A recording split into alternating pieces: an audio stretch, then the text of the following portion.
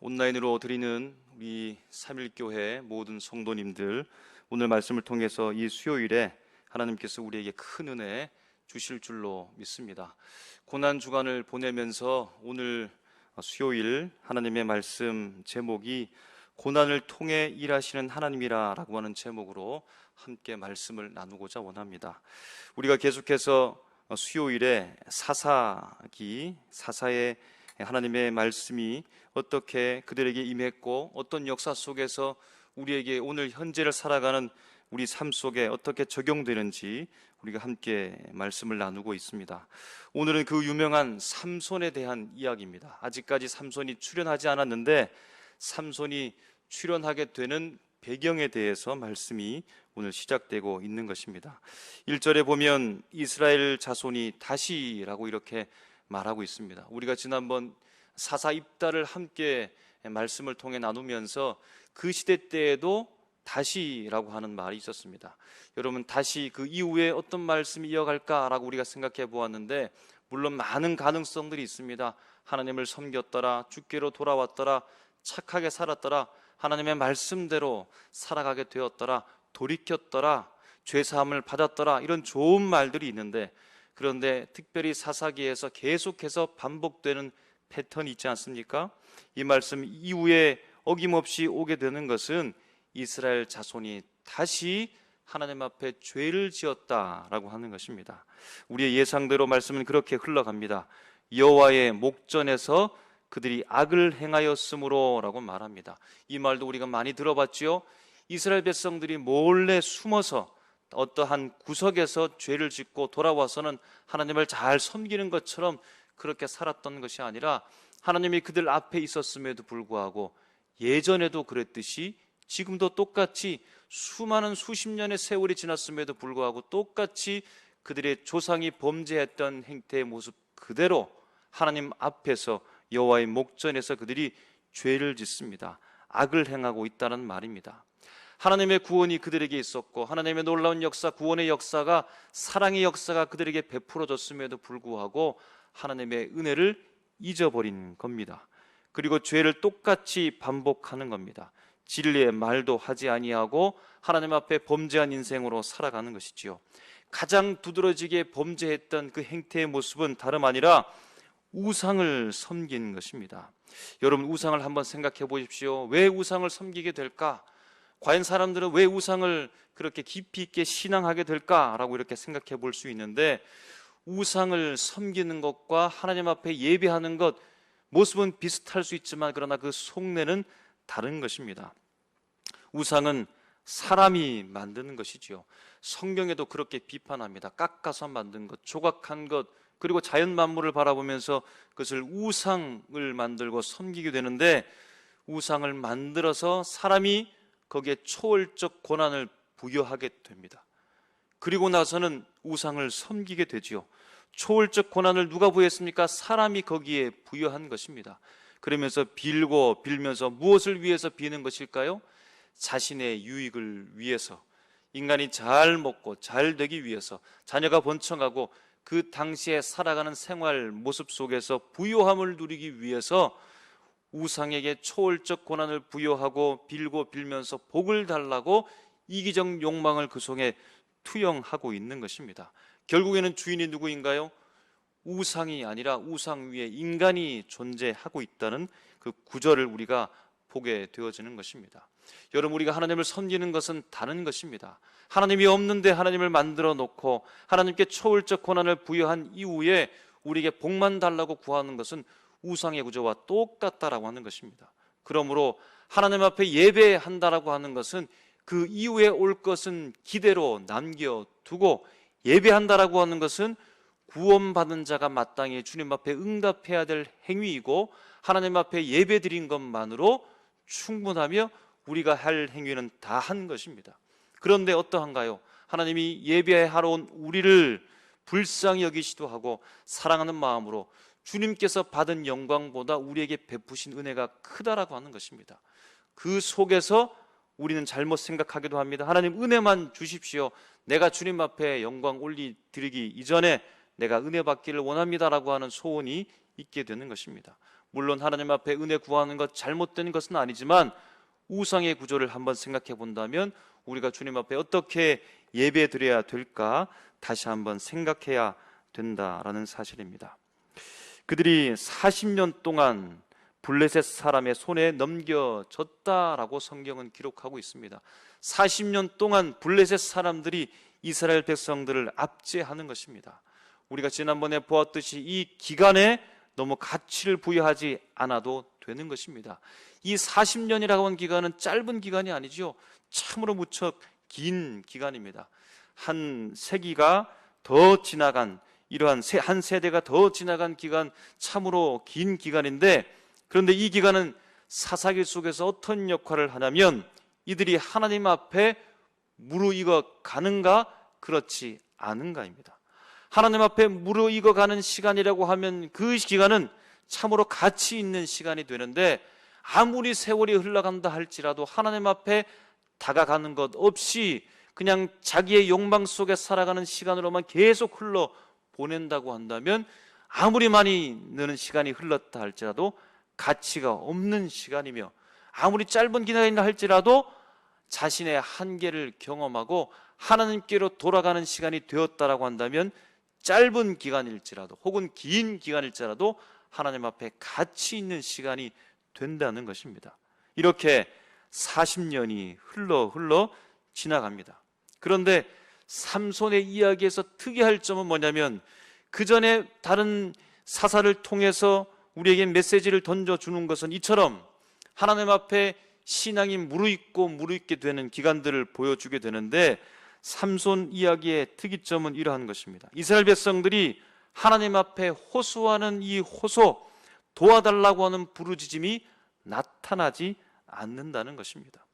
그렇게 블레셋으로부터 40년간 압제 속에 시간이 흘러가는 것입니다. 그럼에도 불구하고 하나님 앞에 호소하고 우리를 도와달라고 주님 앞에 부르짖고 기도하는 것이 성경에 나타나지 않습니다. 이를 통해서 우리가 알 수 있는 것은 이스라엘 백성들이 적당하게 살아가고 있는 것입니다. 신앙도 아니고 또 믿지 않는 것도 아닌 것처럼 그냥 그렇게 시간을 흘러 보내고 있다는 말입니다. 블레셋 사람들이 자신들을 직접 공격하기도 하고 극심한 피해를 입히지 않으면 그냥 살아가겠다는 겁니다. 적당한 피해를 받고 적당한 유익을 얻어가면서 그렇게 별 문제 없이 살아가겠다라고 하는 것입니다. 그래서 주님 앞에 부르짖지 않고 세월만 이처럼 흘려보내고 있는 것입니다. 블레셋의 통치를 당연하게 생각하고 순응합니다. 이것은 그들의 순종이 아니라, 하나님 앞에 순종했다는 것이 아니라 비굴한 삶을 살아가고 있는 것입니다. 블레셋의 신, 우상을 그들의 신 삼아서 하나님의 자리를 대체하여 섬기며 살아갑니다. 마치 그들도 블레셋 사람이 된 것처럼 동화되어서 살아가고 있습니다. 그래서 현실에 살면서도 이 현실이 왜 잘못되었는지 알지 못한 채, 깨닫지도 못한 채 그렇게 살아가면서 기도도 하지 않고 하나님 앞에 나오지도 않고 부르짖지도 않고 갈망하지도 않고 내 죄가 무엇인지 알지도 못한 채 그렇게 무기력하게 세월만 계속해서 보내고 있는 것입니다. 그때 하나님의 놀라운 구원의 예고가 시작됩니다.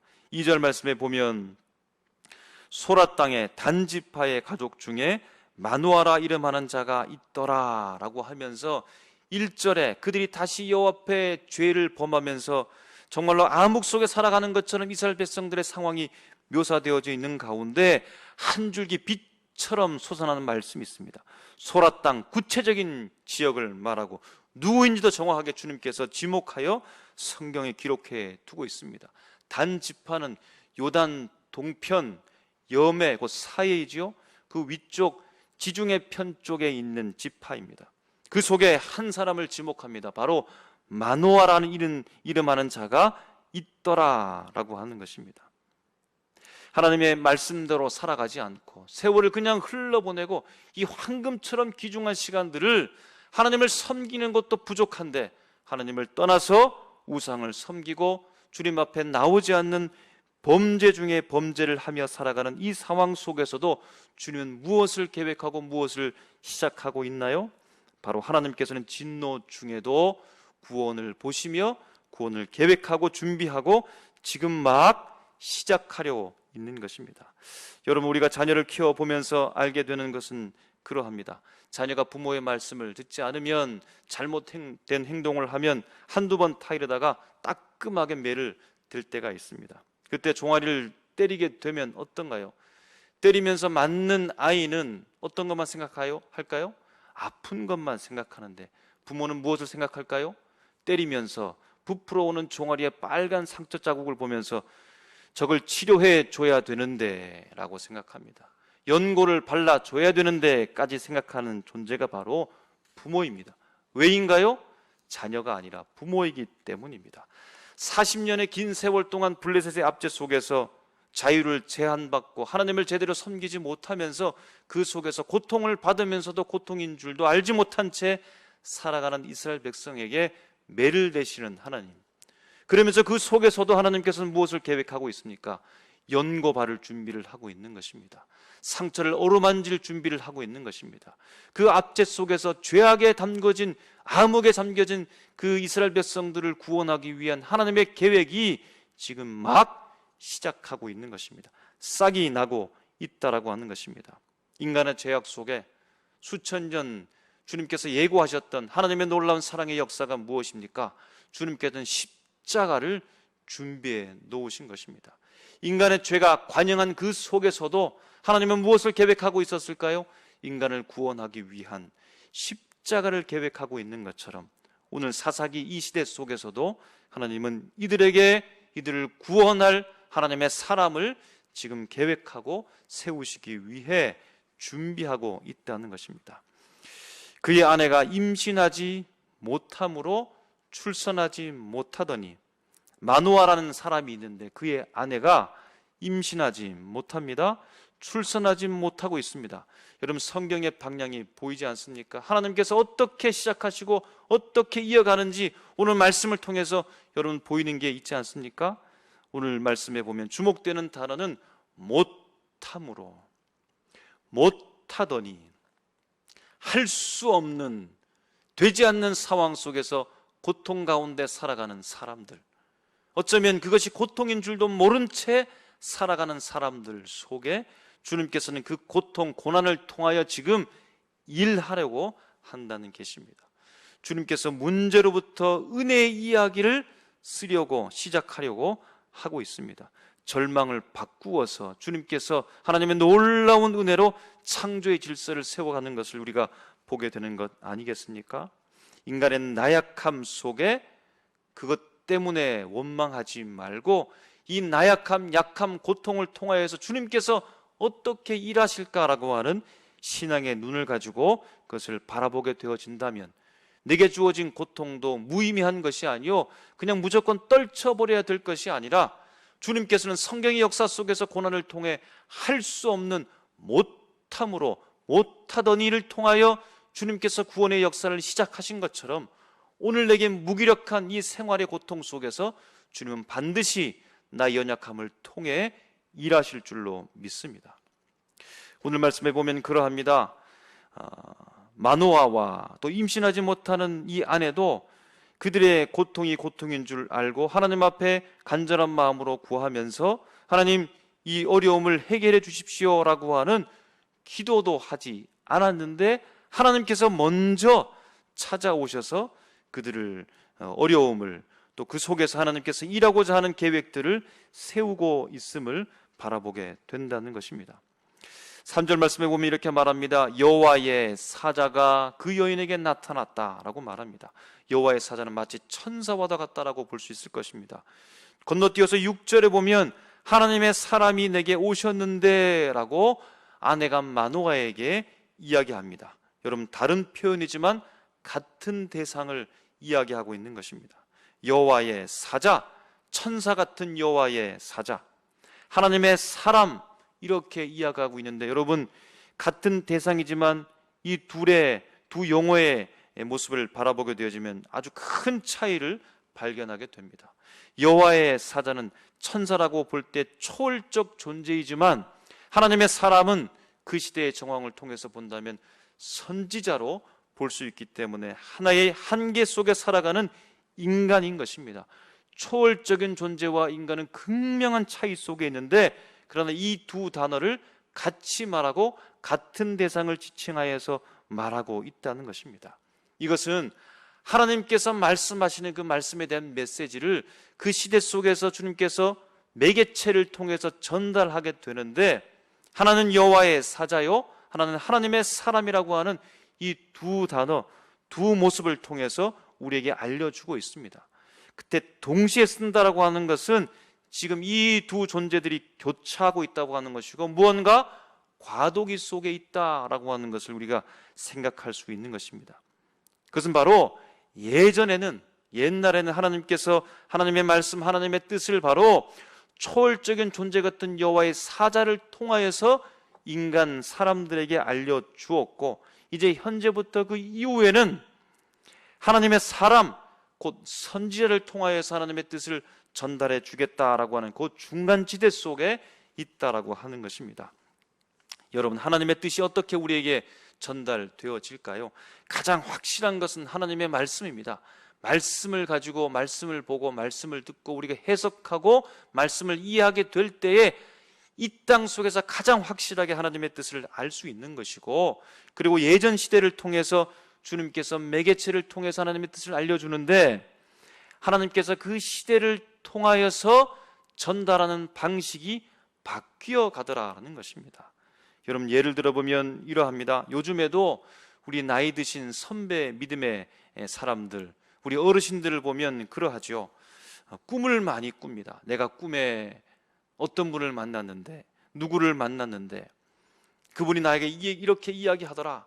내가 이런 기도점을 가지고 있었는데 이런 꿈을 꾸어서 이런 응답을 받았다. 바로 하나님께서 내게 말씀하시는 뜻이다 라고 이렇게 많은 말들을 하게 되어집니다. 지금도 그러한 고백을 하고 또 함께 나누는 분들이 많이 있지요. 그런데 요즘에는 어떠합니까? 많은 사람들이 책을 통해서 하나님의 뜻을 알게 됩니다. 곧 큐티, 또 책을 독서를 하면서 거기에서 지식적으로 하나님을 알게 되어지고, 그 지식된 그 신앙의 모습을 가지고 살아가면서 상황 속에서 하나님의 뜻을 발견하는 것을 말하는 것입니다. 큐티를 하면서 말씀을 읽고, 그러면서 작은 일상의 삶 속에서 어떤 말을 통해서, 어떤 상황을 통해서 하나님이 이렇게 세밀하게 나를 인도하셨구나라고 하는 고백들을 하게 된다는 것입니다. 꿈을 통하여서 하나님의 말씀과 뜻을 알고 또 이해하게 되는 분들은 큐티를, 책을 통해서 하나님의 뜻을 이해하게 되는 분들과 괴리감도 느낄 수도 있습니다. 그러나 주님께서는 이처럼 시대의 정황 속에 그들이 가지고 있는 문화를 통하여서, 정신세계를 통하여서 주께서 친히 말씀하신다는 겁니다.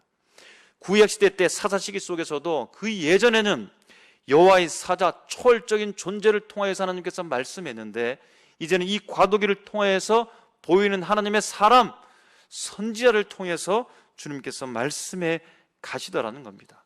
그래서 시대와 세대 속에 다른 삶의 형태 속에 살아가는 사람들이 하나님의 뜻과 하나님의 말씀들을 다른 방법으로 받는다 할지라도 그것을 이상하게 여기지 말고, 주님께서 그 시대 속에서 그 사람에게 주시는 하나님의 방법으로 말씀하신다라고 하는 우리 이해의 폭을 넓혀서 바라보게 되어진다면 서로를 존중하게 되고, 내가 갖지 못하는 그 사람의 신앙의 삶의 형태를 통해서 하나님의 뜻을 알게 되어지고, 또 이 시대 속에서 주님께서 말씀하신 하나님의 뜻도 우리가 알게 된다는 것입니다. 이처럼 시대를 통하여 주님께서 계속해서 말씀해 가십니다.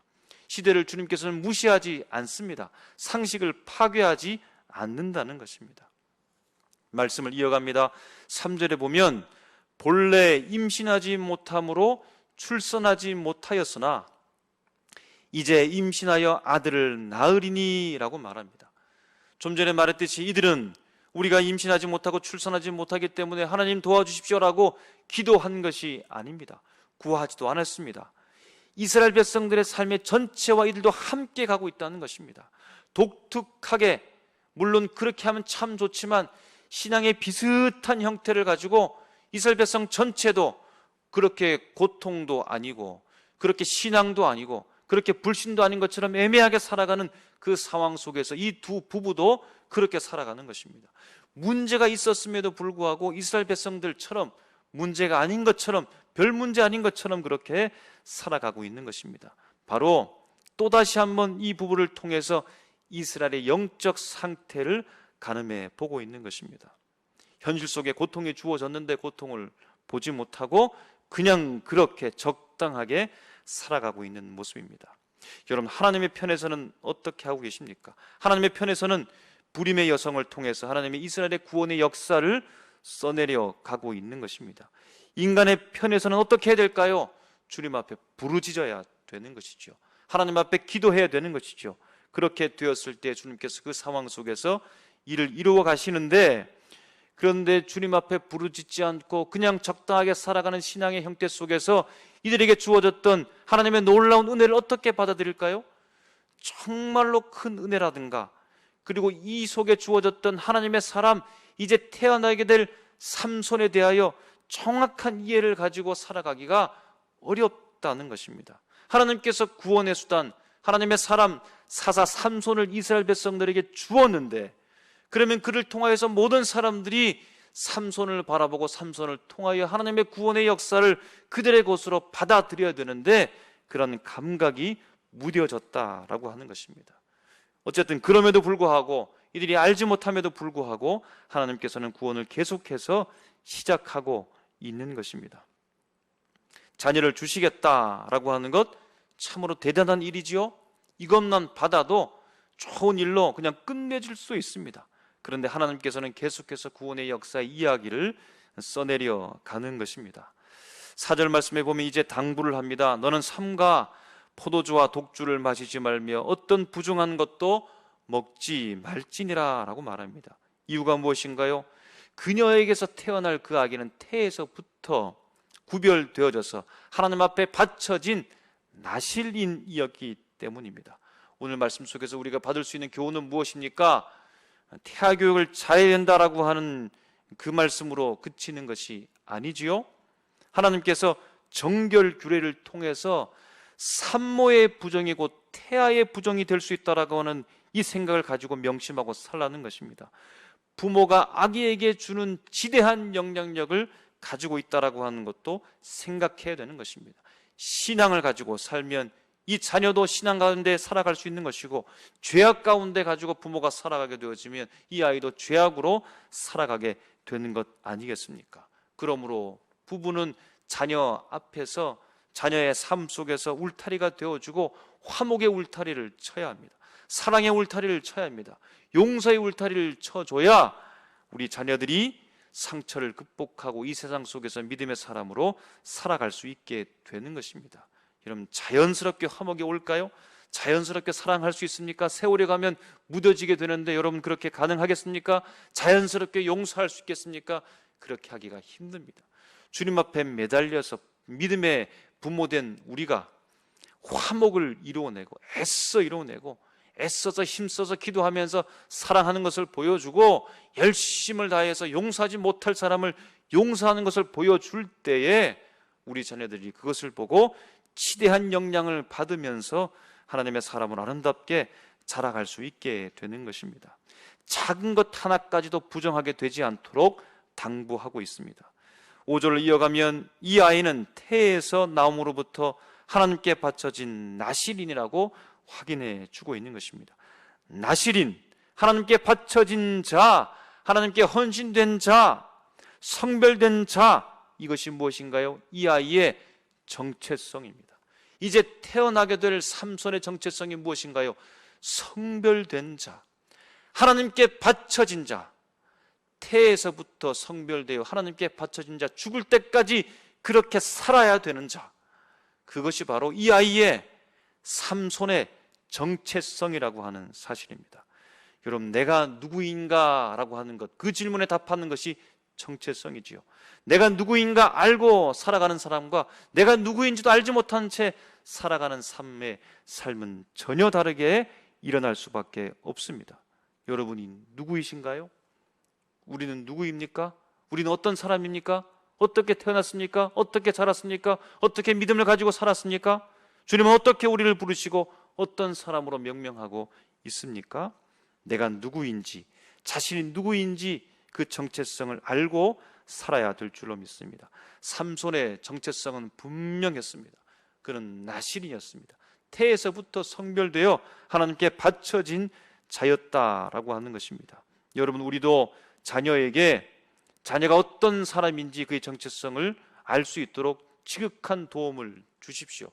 제가 이 자녀가 어떤지 어떻게 제가 말할 수 있겠습니까? 말할 수 있습니다. 우리 오늘 말씀에 보면 태에서부터 마노아의 아내가 어떻게 삼손을 얻게 되었는지에 대한 사연들이 쭉 나와 있는 것처럼 우리가 살아왔던 신앙의 여정들을 그대로 아이에게 말하면 되는 것입니다. 내가 어떻게 해서 너의 아빠를 만났고 아버지를 만났고 어떻게 사랑하고 어떻게 결혼했으며 네가 어떻게 태어났고 어떻게 기도하면서 너를 키웠으며 너를 기도하고 키우던 중에 어떻게 하나님 앞에 응답을 받았고 그래서 나는 어떤 사람으로 너를 생각하고 있다, 이렇게 말해 줄 때에 분명 스스로 정체성을 발견해야 될 몫이 있지만 이 아이에게 자신이 누구인가 그것을 발견하는 데 있어서 큰 도움이 될 수 있다는 것입니다. 바로 그 아이를 태어나게 한 바로 부모로서 그에게 줄 수 있는 정체성을 알아가게 할 수 있는 큰 선물이 바로 부모님께 있다라고 하는 것입니다. 그리고 말씀을 이어서 말합니다. 삼손, 태어나게 될 그 아이, 그의 머리 위에 삭도를 대지 말라는 것입니다. 여러분, 이 행위는 자신의 정체성을 지켜가는 행위요, 정체성에 대한 또 상징이기도 합니다. 그냥 단순하게 생각하면 머리에게 삭도를 대는 것, 삭도를 대지 않는 것 별반 차이가 있을까요? 삭도를 대면 머리가 짧아지는 것이고 삭도를 대지 않으면 머리카락이 긴 것, 그것밖에 차이가 없습니다. 그런데 분명한 사실은 삭도를 대지 않는 아이가 나실인이라는 겁니다. 나실인에 대한 정체성을 가지고 있는 사람은 머리에 삭도를 대지 않는 자이라는 것입니다. 이 상징을 무시한다? 그것이 뭐 그렇게 중요합니까? 머리 잘라도 되지요? 라고 이렇게 말할 수도 있겠지만, 그러나 이 상징이라고 하는 것 너무나 중요할 수 있습니다. 한 사회의, 한 공동체의 기반이 될 수 있는 것이고, 너무 심하게 이 상징을 다 밀어버리게 되어지면 그 공동체의 근간이 흔들릴 수도 있다는 것입니다. 물론 이것을 우상시해서 떠받들어서는 되지 않겠지만 상징이라고 갖는 중요한 의미가 있다는 것입니다. 여러분, 교회에서 목사는 어떠해야 합니까? 여러분들이 가지고 있는 생각이 있지요. 어떤 옷을 입어야 될까요? 어떤 말을 해야 될까요? 어떤 행동을 해야 될까요? 어떻게 살아가야 되겠습니까? 어떤 모습을 보여줘야겠습니까? 우리 모두가 이 시대에, 그리고 삼일교회 믿음의 공동체로서 주님께서 우리만 허락하신 신앙의 형태 속에서 바라는 목사의 상이 있다는 것입니다. 너무 고리타분한 생각이지요. 그거 다 없애고 새롭게 합시다. 양복 입는 것이 무엇 중요합니까? 그냥 편안한 옷 입어도 되지요. 그래도 목사님인데요, 이렇게 말할 수도 있습니다. 물론 그 의견도 참으로 중요하지만, 그러나 수십 년 동안 55년의 그 이상의 역사를 써내려가는 우리 교회에, 그리고 함께 신앙생활하면서 하나님의 종이라고 보았던 목사님을 향한 우리의 상, 바라는 기대의 이미지를, 그것을 완전히 묵살해버린다고 한다면 우리의 신앙도 그 근간이 흔들릴 수도 있다는 것입니다. 그래서 여러분, 아무것도 아닌 것 가지고 상처받았다라고 하는 것조차도 그 사람에게는 굉장히 중요한 부분이라는 겁니다. 생각해보면 정말로 아무것도 아닐 수 있지만, 그러나 그에게 있어서 그 상징적 의미는, 그 바라보는 상은 너무나 중요하기 때문에 그에게 있어서 그것이 훼손되었을 때 큰 상처를 받게 된다라고 하는 것입니다.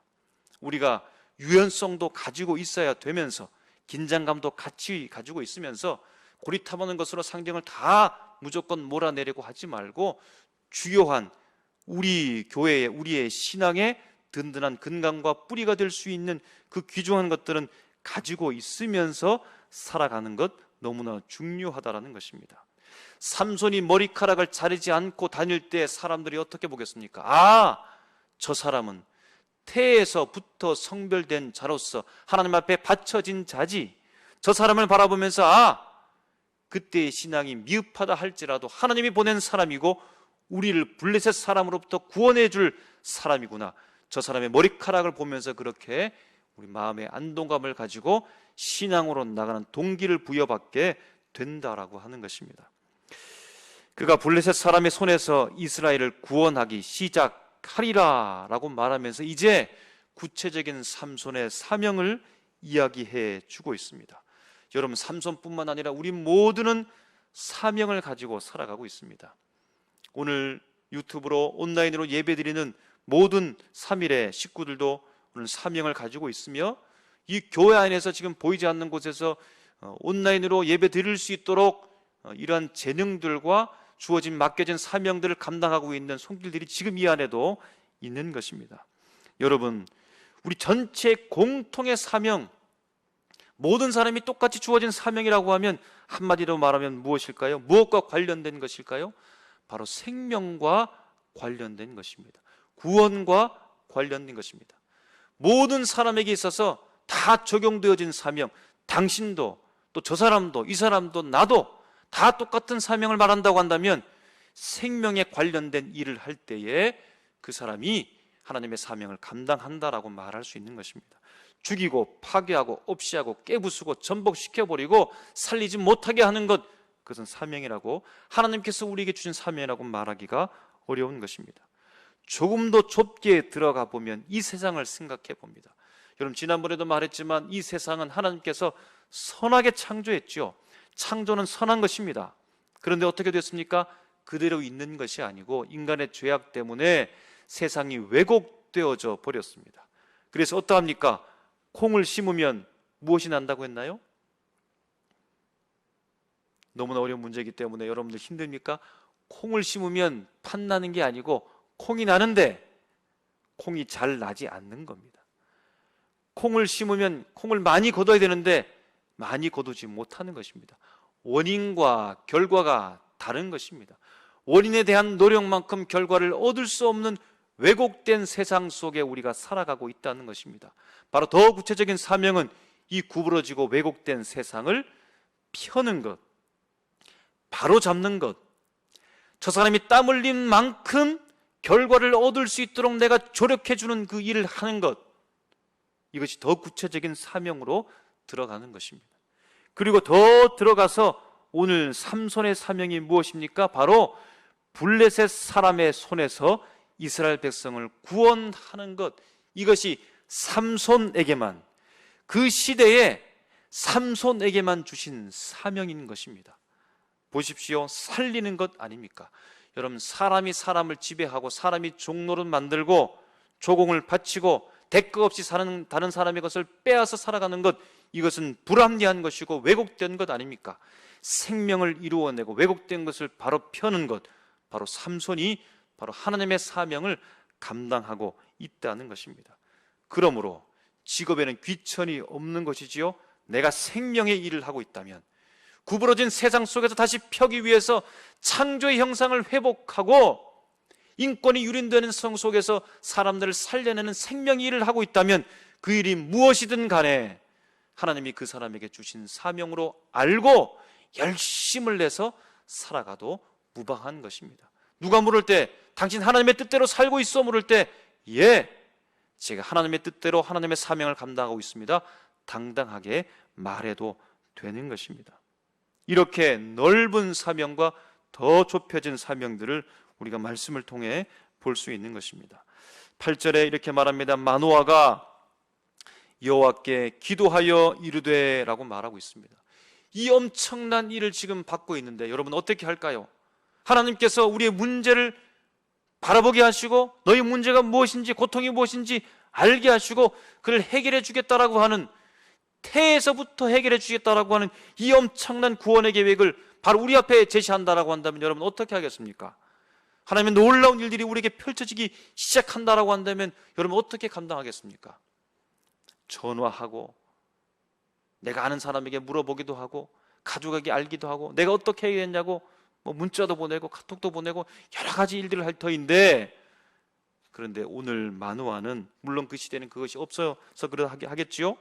여호와께 기도하여 이르되, 하나님의 놀라운 구원의 섭리 속에서 그가 어떻게 해야 될지 여호와께 기도하여 이르되.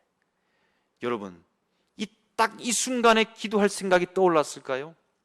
바로 그 순간에만 그냥 기도하겠다라고 하는 생각이 떠올랐을까요? 아닐 겁니다. 여러분, 그 순간 그때에 바로 그 시점에 그 사건 속에서 기도하기 위해서는 어떻게 해야 될까요? 무슨 방법이 있을까요? 늘 기도하는 겁니다. 쉬지 않고 기도하는 겁니다. 항상 주님 앞에 나아가는 겁니다. 그렇게 되었을 때에 위기 상황 속에서도 이 엄청난 하나님의 계획이 자신 앞에 엄습해 올 때에도 놓치지 않고 하나님의 이름을 부르면서 기도하게 된다는 것입니다. 이제 아버지가 될 마노아의 기도는 참 아름다운 것 같습니다. 주여 구하옵나니 주께서 보내셨던 하나님의 사람을 우리에게 다시 오게 하사라고 말합니다. 왜 아버지가 될 마노아는 하나님의 사람을 다시 올 수 있도록 요청하고 있는 것입니까? 하나님의 말씀을 듣기 위해서이죠. 어떤 말씀을 듣기를 원할까요? 이어가는 말씀에 이렇습니다. 우리가 그 낳은 아이에게 어떻게 행할지를 우리에게 가르치게 하소서. 여러분, 노하우가 생기면, 경험이 축적되어지면 다 보일 수 있습니다. 아기는 이렇게 키우면 되는 것이고, 언제 유식을 하면 되는 것이고, 언제 이런 옷을 입으면 되는 것이고, 언제 이런 장난감을 주면 되는 것이고, 언제 이렇게 교육시키면 되는 것이고, 어떻게 하면 잘 자라고, 어떻게 하면 공부를 잘하고, 어떻게 하면 좋은 성품을 가지게 되는지 우리가 많이 알 수 있습니다. TV를 통해서, 인터넷을 통해서, 각종 매체를 통해서 우리가 다 알 수도 있겠습니다. 그런데 여러분 한번 생각해 보십시오. 정말로 알까요? 정말로 제대로 알았다고 한다면 우리가 우리 자녀에게 공부만 하라고 그렇게 강요하진 않았을 것입니다. 1등만 하라고, 좋은 성적만 가지라고 그렇게 강요하지 않았을 것입니다. 우리가 정말로 알았다고 한다면 그 아이에게 가장 중요한 것을 먼저 가르쳤을 것입니다. 우리가 정말로 어떻게 키우고 어떻게 가르치는 것을 알았다고 한다면 온전히 하나님께 맡기고 온전히 그를 실천하며 온전히 하나님의 사람으로 자랄 수 있도록 했을 것입니다. 사실은 모르는 겁니다. 사실은 우리가 이 아이들을 어떻게 자라가야 해야 될지 모르는 겁니다.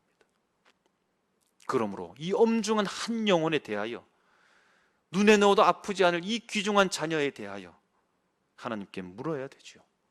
하나님께 기도해야 된다는 것입니다.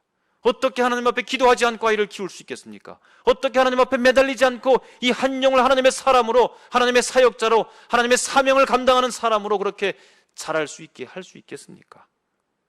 세상 속에서 기준에 맞추어서 성공한 듯 보이면 잘 키운 것처럼 우리가 생각하겠습니까? 그건 세상과 똑같아지는 겁니다. 그렇게 살아가게 되어지면 교회가 힘이 없는 것입니다.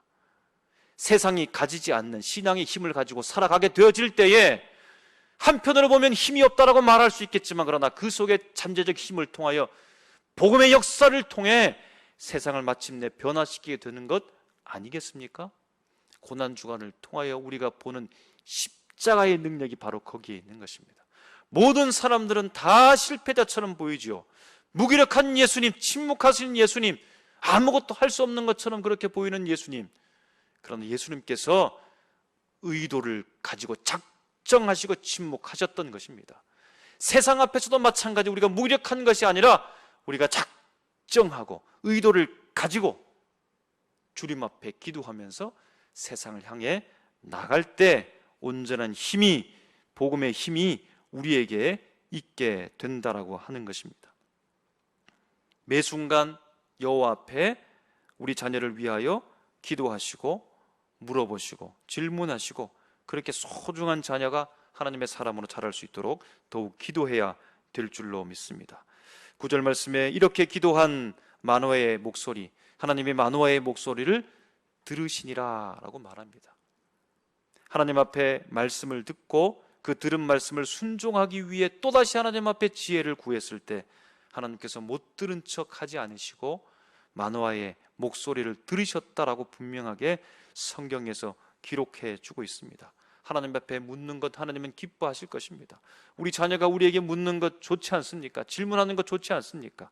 하나님 앞에 물을 때 주님은 우리를 외면치 않으십니다. 매번 물어보시고 기도하시고 주님을 향하여 끊임없는 대화 교제를 이어가야 될 줄로 믿습니다. 12절에 보면 마노아가 이르되 이제 당신의 말씀대로 되기를 원하나이다. 여러분, 이것은 일종의 신앙 고백입니다. 주님 뜻대로 되기를 원합니다. 주님 뜻대로 키우겠습니다.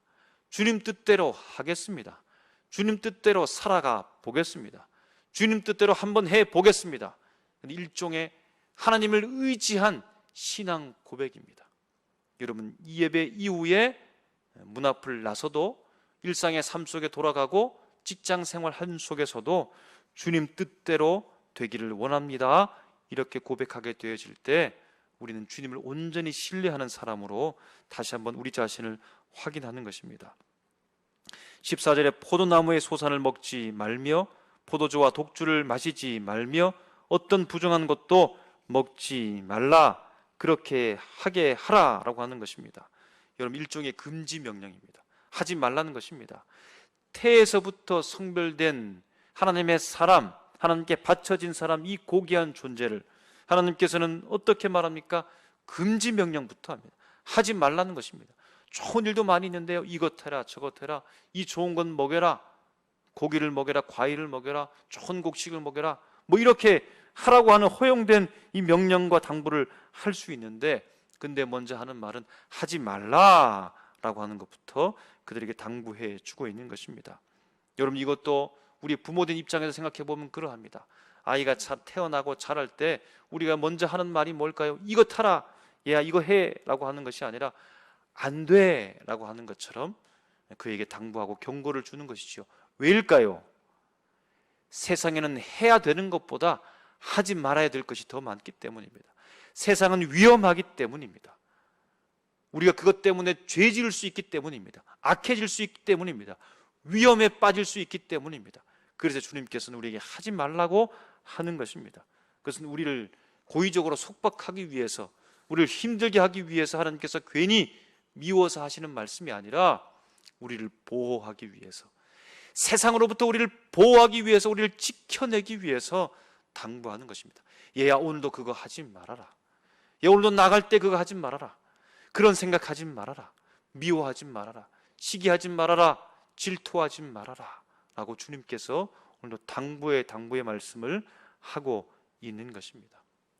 오늘 아직까지 삼손이 태어나지 않았지만 그러나 암흑처럼 뒤덮인 이 시대 속에서 주님은 구원의 역사를 시작하고 있습니다. 시작하는 그것부터 그 말씀의 깊이를 바라보면서 하나님의 구원의 역사가 얼마나 크게 진행될까도 가늠하게 되어집니다. 분명한 것은 주님이 고통을 고통임을 알게 하고 마노와 그의 아내 부부의 고통을 통하여, 그의 문제를 통하여, 고난을 통하여 하나님의 구원의 역사를 지금 시작하려고 하고 있다는 사실입니다.